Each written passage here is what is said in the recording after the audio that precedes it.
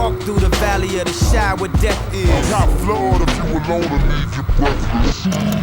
You quoted those biblical verses when he released his song Jesus Walks in 2004. 20 years later, and he is still walking. Everybody wants the old Kanye back. They want the soul samples. They want the pink polos. They want the kid who had a dream he could buy his way to heaven. But by 2026, instead of heaven, yeah has been to hell and back a couple of times. The word is out. It's everywhere. Ye is finally back. The gospel chords are radiating from his new album, Bully. And we can't help but say hallelujah when the beat drops.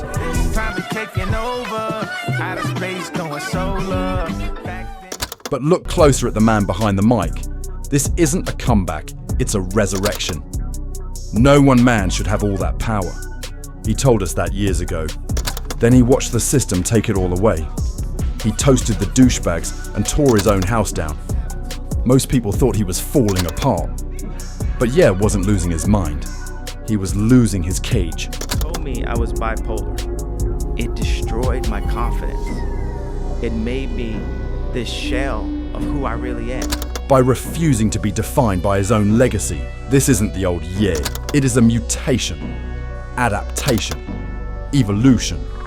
It is a spiritual and artistic transformation. He had to break the cage of who we wanted him to be. And what he has become is something else entirely. You filled Sophie Stadium in a sold-out show this April. People can't stop talking about it on social media. But to understand the artist's resurrection, we have to look at the death first. Things started falling apart long before the headlines. By 2021, the foundation was gone. The Kimu era was over. In the intense song, Never Abandon Your Family, he revealed his raw emotions from the divorce. I'm losing my family, he sang. He abandoned his home and lived in the Mercedes-Benz Stadium locker room for 24 days while working on the Donda album. But then came the Vultures era. This was the absolute nadir of his public reputation. No corporate partners, no major labels. The system had turned off the lights. I went from being a multi-billionaire to not being able to use my Apple Pay. 4 nights ago, I couldn't use my Apple Pay because somehow Adidas was able to legally go in and freeze my money. The music reflected the chaos of a man under siege. Vultures was loud, industrial, and profane. This was a man in a dark night of the soul. The lyrics were defensive, reactionary, and filled with a cold, industrial entropy. He was talking about sex, money, and revenge, because that's all he felt he had left. His mental state was commodity deconstruction in its most violent form. He was using the most toxic imagery to show the world how he felt. Discarded. I've been canceled. I've been canceled before they had cancel culture. I was canceled before they had the term. Do you care about any of that? I do. I care about everything. He was cancelled by the industry, but charting #1 as an independent. It was a war of attrition. But you can only live in the abyss for so long. The Vultures era was the ego fighting to survive.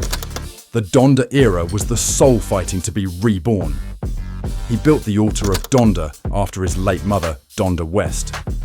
A replica of his childhood home in the middle of a stadium. The house where Donda West raised a king. Why build it just to burn it? I'm headed to the pyre, he sang. He wasn't just burning wood and drywall. He was performing a ritual of purification. He was burning the grief of his mother's passing.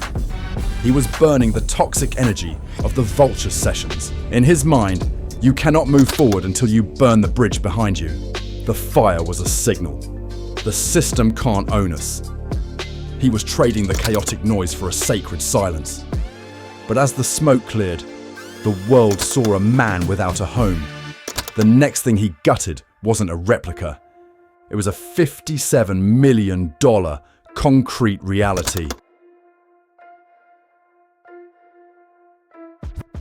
The evolution of his art is the evolution of his freedom as an artist.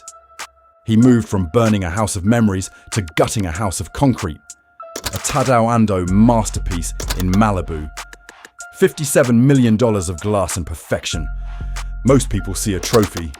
You saw another cage. I don't need a kitchen. I need a refuge, he told his contractors. He ordered the windows removed. He ripped out the marble and the electricity. He wanted a bomb shelter for the soul. This was his thought process in real time. He was deconstructing the very idea of luxury. He wanted to hide the boundaries between the floor and the sky.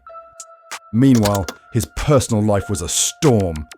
The public rants were a frantic search for a new foundation. I'm a war general, he claimed in interviews. He wasn't fighting people. He was fighting the system. He dropped the price of Yeezy to $20. He was killing the high fashion exclusivity he helped create. He was gutting his bank account to find his autonomy. His mind was becoming as fractured as the walls of his house. The fashion masks weren't a style choice. They were a shield against a world he couldn't filter. He was tearing out the windows of his mind. Because the most terrifying deconstruction wasn't happening in Malibu. It was happening inside the grey matter of his own skull. And in 2026, the secret of that 2002 car crash finally came to light. January 2026. Ye reveals the truth in the Wall Street Journal. Ye, formerly known as Kanye West, is apologizing for his anti-Semitic outbursts. He's taken a full-page ad out in the Wall Street Journal saying he lost touch with reality. Ye says a 2002 car accident impacted his brain and contributed to his struggle with bipolar disorder. The 2002 accident didn't just break his jaw, it damaged his right frontal lobe, the seat of impulse control, the seat of social filters. In 2022, he praised Hitler in a podcast with conspiracy theorist Alex Jones, and then in 2025 released a song called Hail Hitler. The apology includes Ye saying he's not a Nazi or an anti-Semite and that he loves Jewish people. For 25 years, he was flying a plane with a broken rudder. But look at how his art changed to survive the damage. His faith became his only anchor. When his biology failed him, he turned to the divine. In I Thought About Killing You, he explored the darkest corners of his mind. In Ghost Town, he sang about the freedom of being numb. I put my hand on the stove to see if I still bleed. His mental health struggles were written into the music as a spiritual war. His God complex wasn't just ego, it was a neurological bypass. If he couldn't control his brain, he would let God control the art. Songs like Jesus Walks evolved into the industrial prayers of Donda. Father became his 2026 meditation on redemption. He used the system's most toxic symbols to mirror his own chaos. He admitted to seeking the most destructive symbols to burn the industry down. But through the medical fog, his creative philosophy finally solidified.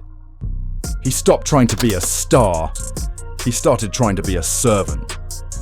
He moved from the abyss of vultures to the clarity of bully. He traded the assembly line for a 20-year-old keyboard in Tokyo, going back to the roots, to churn out the raw truth of his soul. He transformed all his experiences into integration, healing, and faith, reminding us what our innate human genius is capable of. And the result was a performance that shook the industry. April 2026. SoFi Stadium is a wall of sound. 70,000 people, sold out. No major label marketing. No corporate sponsors. This was the moment the resurrection became real. The stage design was a masterpiece of minimalism. A flooded stage, a single light. The energy wasn't just fame, it was a religious experience for a digital age. Why is this show such a huge deal? Because the system told us he was cancelled. The system told us he was finished. But the people showed up anyway. This is the birth of the sovereign artist. He proved that if you own your law, you own your future. He transitioned from being a commodity to being a country, a self-governed creative state with its own rules. He stood on that stage and unmasked, literally, physically, spiritually. The aliens unmasked the man in a quiet church. He wasn't the old Kanye. He was something much more dangerous to the system. He was an independent entity with a direct line to his audience. "I am not a fan of the person I was," he wrote in 2026, "but I'm grateful for the fire that burned him away." He stopped trying to buy his way to heaven. He started building a heaven of his own. The old Kanye is dead.